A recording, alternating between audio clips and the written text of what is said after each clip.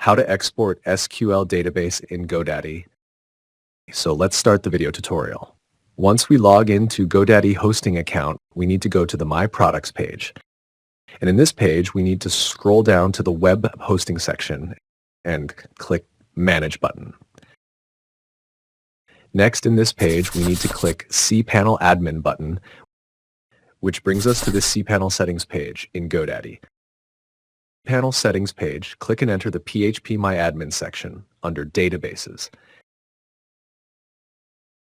Here on the left-hand side of the screen, you will find all the databases in your cPanel.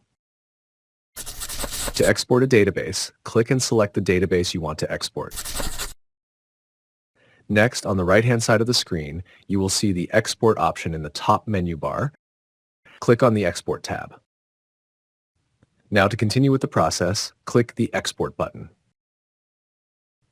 And done, a copy of the SQL database will be downloaded to your computer. This is how you can export an SQL database in GoDaddy.